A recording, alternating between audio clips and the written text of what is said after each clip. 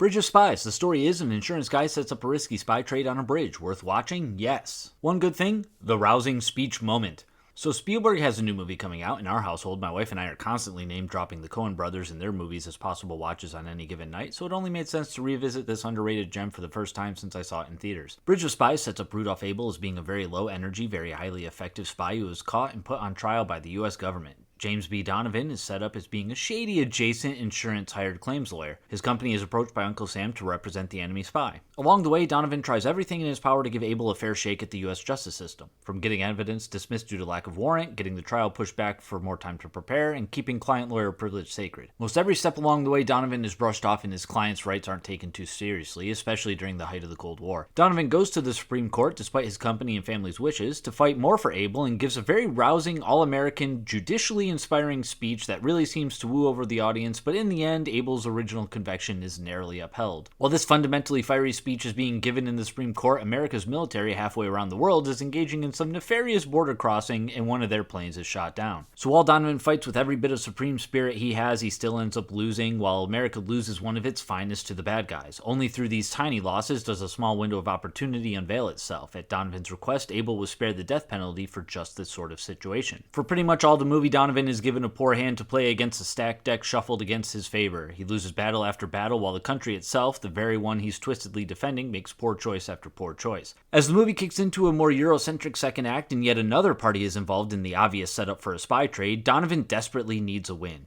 Combine Matt Charman's structure with the Coen brothers' trademark quirkiness and sharp irony and watch it all through the sappy, sentimental lens of the great Steven Spielberg himself, and you've got everything you need for Tom Hanks to deliver a winning performance, even when he's losing most of the time. 5 stars!